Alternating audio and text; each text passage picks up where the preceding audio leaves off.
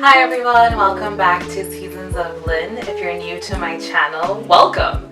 Just a quick pause, if you're new to my channel, please hit that subscribe button and help me reach my 1,000 subscribers goal. So you've probably come here and you're watching this video because your H1B has been denied. What are the options that you now have that your H1B has been denied? You have 90 days to decide whether you'll be staying in the country or leaving. So I'm going to be offering you a few solutions to your current problem of what to do when you have been denied the H1B visa. If you did not watch the video before this, you probably want to pause right now, go watch that video, and then come watch this video, because that was the first video of this series. I talked about how I won and lost the H1B visa lottery, and I go into the details around the reason why I specifically lost the visa. So definitely watch that video and then come back and watch this video so you're going in a consequential manner. So before I start this video, let me put a disclaimer and just say that I am not an immigration lawyer or expert. I am simply giving you some tips and advice based on my experiences and the research that I've done and what I have learned. So from that, I'm going to give you some options that you can probably take when your H1B has been denied. So number one, what you can do if your H1B has been denied, the easiest thing to do and what you are naturally expected to do is to leave the country. You can leave the country and you can go back to your home country and pursue employment there. That's what most people end up doing. Get employment there. Hell, take a gap year. You probably need the break. But the second option that you have is to apply and become a student. So some of you probably moved from the F1 visa, went to OPT, and then went to the H1B visa. You can naturally just decide to go back to school. That puts you back in student status, and then you can stay within the US as you figure out your immigration situation. So by the time you may be getting denied, it may be May, it may be in September, right? At the end of the fiscal year. I don't know when it is. If it is still early on in April, don't lose hope. There are schools that have rolling deadlines in America. That means that you can still apply to go to some schools even in April. Applications are not completely done. So look out for those schools that have a rolling deadline, apply, and get back on that F1 status so that you can maintain legal status in the country. That is the key for all the tips in this video. You are trying to maintain legal status within America.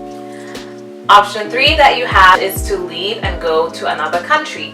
This is not the only country where you can apply for a work visa. You can apply for a work visa all over the world. There are labor laws for foreigners all over the world. So think about any other countries that you want to go to. Can you speak other languages? Do you want to learn another language? What are some good options for countries that you could move to? I know that when I was going through my H1B denied, I did consider maybe applying for jobs in other countries.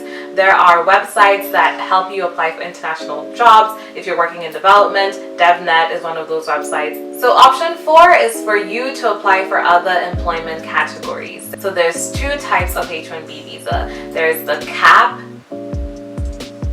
In all honesty, it's been a while since I did all this, so I had to refresh my memory. Like, what is that name for that other H1B visa? Scratching my head. So there are 2 types of H1B visas. There's the one that has the cap, that 85,000 visa cap, and then there's one that is cap exempt. You can switch. If you're denied from the H1B cap visa, which is the one I'm assuming that you were denied from, the 85,000 cap visa, you can just try and apply for the H1B cap exempt visa. This visa is available for employees who work for higher education institutions, nonprofit institutions that are linked to higher education institutions, and then lastly, government organizations and nonprofit research. So if you can seek employment in any of those 3 categories, a higher education institution, a nonprofit associated with a higher education institution, or in nonprofit research, or a government organization, then you can apply for the H1B cap exempt visa. The reason why the H1B cap exempt visa is a good option is because there is no cap, and you can apply any time of the year.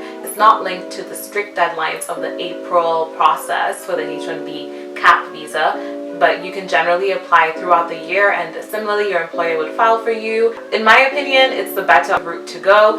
I actually, looking back, wished I had taken the opportunity that I had to go work in higher education institutions, which I did have that opportunity when I was working on my college campus, but I did not take it because that was not the path that I wanted to take. So that's a very, very good option if you want to stay in America, is to pursue the H1B cap exempt visa. I hope I've been feeding you some very useful information so far. So if you haven't done so already, definitely pause and hit that subscribe button. Help me reach my 1,000 subscriber goal. There is also the G visa. You can go work for an international organization, whether it's working for organizations like the UN, the World Bank. There are organizations that are able to issue G visas, which are for foreigners working for international organizations. You can also try and work for your government and maybe come back as a diplomat, or find out if your embassy or if your mission to the UN is hiring locally hired staff, and if they sponsor visas for locally hired staff. That is also an option that you can pursue. So definitely approach your embassy or your mission and find out if they hire locally, which means that if they hire from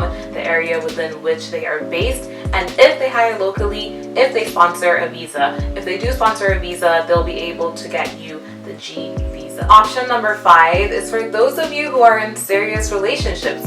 Maybe you're in a serious relationship and your H1B just got denied. Have you talked about marriage with your significant other?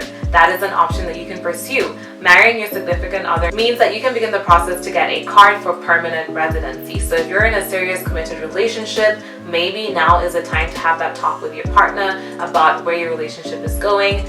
Maybe they need to get down on one knee and put a ring on it, because otherwise you are leaving the country, and tough decisions have to be made during this time. I know a lot of people end up graduating college and getting married to their significant others because of the whole visa issue and not wanting to be long distance across different countries and continents and borders and all that shebang.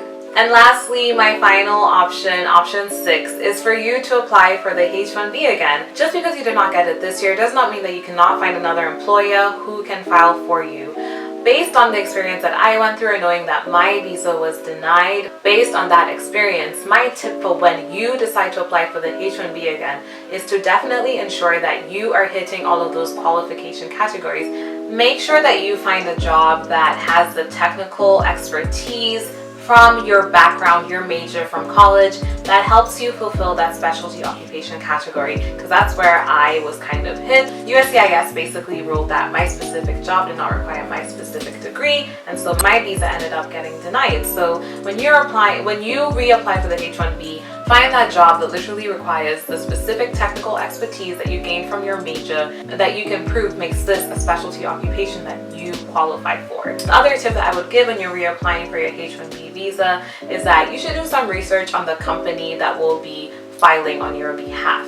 Have they been successful in receiving H1B visas in the past, especially within the last 4 years of the change of administration? Have their chances increased? Have their chances stayed the same? Have their chances decreased? You should probably go for those companies where their chances have stayed the same or have increased for getting a H1B visa, because they'll probably be able to help you with your chances for getting that H1B visa.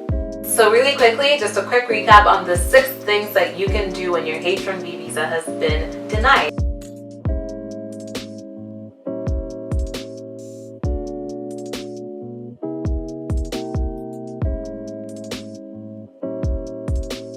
Well, that's it everyone. Thank you so much for watching today's video. I really hope that it's been a helpful build-up from my previous video about how I won and lost the H1B visa. I really enjoyed making this content on the H1B visa. So if you have any more questions, or you want to see anything else on studying, living, and working abroad, comment down below and let me know the kind of content that you would like to see on anything international, because I've had a very international upbringing, and so I hope that I can give some insight and advice based on my personal experience. Thank you so much for watching this video. If you haven't subscribed to my channel yet, hit that subscribe button. If you don't follow me on Instagram, go follow me on Instagram, Seasons of Lynn. Stay beautiful, and remember that's not only important for the outside but also for the inside.